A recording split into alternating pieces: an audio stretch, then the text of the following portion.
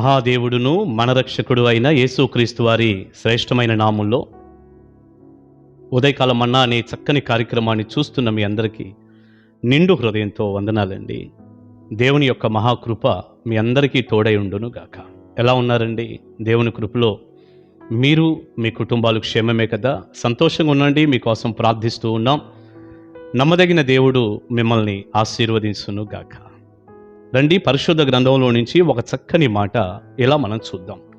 అపోస్తలుల కార్యగ్రంథం 20వ అధ్యాయం 36వ వచనం. అతడు ఇలాగు చెప్పి మోకాళ్ళూని వారందరితో ప్రార్థన చేసెను. ప్రియులారా, ఈ మాట దైవజనుడైనటువంటి పౌలు గారి గురించి రాయబడిన మాట. దైవజనుడు 3 మిషనరీ ప్రయాణాలు చేసినట్లుగా బైబిల్లో మనం చదువుతాం. 3వ మిషనరీ ప్రయాణంలో ఒకసారి మిలేతు అనేటటువంటి ప్రాంతంలో దైవజనుడు ఉన్నాడు.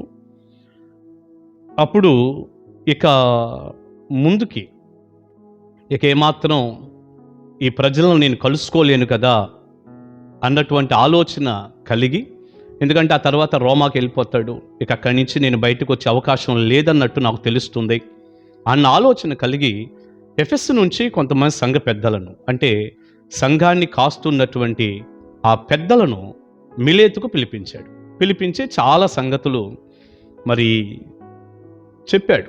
మీరు జాగ్రత్తగా ఉండండి, ఇలా ఉండండి, భయంకరమైనటువంటి పరిస్థితులు వస్తాయి, తోడేలు లాంటి స్వభావం కలిగిన వారు సంఘాలను పాడు చేస్తారు, మీరు జాగ్రత్త అంటూ చాలా విషయాలు చెప్పి అక్కడ నుండి బయలుదేరి ఓడ ఎక్కి వెళ్ళిపోతున్నాడు. వెళ్ళిపోయే క్రమంలో ఆ వచ్చినటువంటి వారందరూ కూడా ఆ సముద్రం దాకా వచ్చి, ఆ ఓడరేవు దాకా వచ్చి దైవజనుడిని ఓడెక్కించాలి. ఆ వెళ్ళబోయే ముందండి దైవజనుడు, ఎఫెసు నుంచి వచ్చినటువంటి వారందరూ కూడా, ఆ పెద్దలు అందరూ మోకాళ్ళ మీద ఉండి ప్రార్థన చేశారట. పౌలు గారి గురించి ఇక్కడ ఒక మాట మనం చదువుతున్నాం. అతడు ఇలాగూ చెప్పి మోకాళ్ళూని వారందరితో ప్రార్థన చేసెను. మోకాళ్ళూని. ప్రియులారా, పౌలు గారి వయసు ఎంత ఉండి ఉంటుందంటారు? నేను కూడా కరెక్ట్గా ఇంత వయసు అని చెప్పలేను కనండి. ఒకటి మాత్రం తెలుసు, చాలా పెద్ద వయసు, చాలా పెద్ద వయసు. ఒక చిన్న మాట చెప్తాను మీకు. ఇక్కడ నుండి బయలుదేరి వెళ్ళిన తర్వాత యెరూషలేం వెళ్ళాడు. 3వ మిషనరీ ప్రయాణం అయిపోయింది. ఆ తర్వాత యెరూషలేంలో బంధించబడ్డాడు. తర్వాత కైసరియా ప్రాంతానికి వచ్చాడు. అక్కడ 2 సంవత్సరాలు కైసరియాలో జైల్లో ఉన్నాడు. ఆ తర్వాత అక్కడ నుండి రోమాకు వెళ్ళటం జరిగింది. రోమాలో 2 సంవత్సరాలు అక్కడ కూడా గృహ నిర్బంధంలో ఖైదీగా ఉన్నాడు. అక్కడ కూడా ఒక ఖైదీగా గృహ నిర్బంధంలో ఉన్నాడు. అక్కడ ఉన్నప్పుడు 4 పత్రికలు రాశాడు. అందులో ఒకటి ఫిలెమోను పత్రిక. ఈ ఫిలెమోను పత్రిక మనం చదువుతున్నప్పుడు అందులో నేను పెద్దవాడిని, నేను వృద్ధుడను అన్నటువంటి పదాలు దైవజనుడు వాడాడు. కనుక ఇక్కడ మనకు అర్థమవుతున్న మాట ఏంటంటే, ఈ సమయానికి పౌలు గారు చాలా వృద్ధుడు, పెద్ద వయసు కలిగినవాడు. అంత వృద్ధాప్యంలో ఉన్నటువంటి దైవజనుడు, ఇంత పెద్ద వయసులో ఉన్నటువంటి ఈ దైవజనుడు మోకాళ్ళ మీద పడి ప్రార్థన చేస్తున్నట్లుగా మనం గమనిస్తూ ఉన్నాం. మోకాళ్ళ మీద పడి. ప్రియులారా, ఈ సమయంలో నేను మిమ్మల్ని అడుగుతున్నాను, మీరు ప్రార్థన చేస్తారా? ఒకవేళ ప్రార్థన చేసే వ్యక్తులైతే మోకాళ్ళ మీద ప్రార్థన చేస్తారా, కుర్చీలో కూర్చొని చేస్తారా? ఈ చివరి దినాల్లో మోకాళ్ళ మీద పడి ప్రార్థించే వారి సంఖ్య చాలా తగ్గిపోయింది. అసలు ప్రార్థించేవారే కనుమరుగైపోతున్నారు.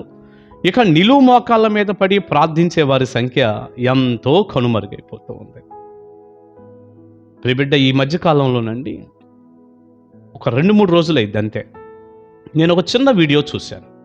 ఆశ్చర్యపోయాను నేనైతే.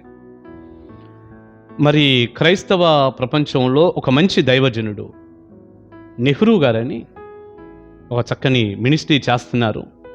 ఈ అన్నయ్య అనేకమైనటువంటి ప్రాంతాలలో ఉన్నటువంటి దైవ సేవకులు కానీ, దేవుని పిల్లలు కానీ కాస్త ప్రజలకు దీవెనకరంగా ఉండే సాక్ష్యాలు అన్నిటినీ కూడా సేకరించి షూట్ చేసి వారి ఛానల్లో పెడుతుంటారు. ఈ మధ్య కాలంలో పల్నాడు జిల్లాలో ఒక పల్లెటూరులో ఒక తల్లిగారి గురించి పెట్టినటువంటి సాక్ష్యం మీకు దొరుకుతుంది, తప్పకుండా మీరు చూడండి. ల్యాంప్ మినిస్ట్రీ అని నేను అనుకుంటున్నాను. ఒకసారి మీరు గమనిస్తే ఆ మినిస్ట్రీ మరి మీరు టైప్ చేసి నెహ్రూ గారని కొడితే ఆ ఛానల్ కూడా ఓపెన్ అవుతుంది, మీకు కనపడతాయి. ఒక తల్లి సాక్ష్యం కొద్ది నిమిషాలే ఉంది. ఆ తల్లికి 100 సంవత్సరాలండి. ఆమె పేరు దేనమ్మ గారు. 100 సంవత్సరాలు.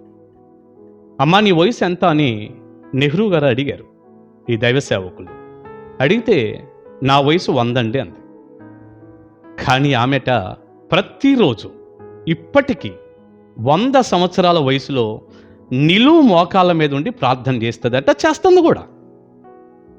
ఆ సాక్ష్యంలో మనకు కనపడుతుంది, నిలువు మోకాళ్ళ మీద ఉండి. ఇక నా బోటోడు ఎంత సిగ్గుపడాలి, మన బోటి వాళ్ళం ఎంత సిగ్గుపడాలండి.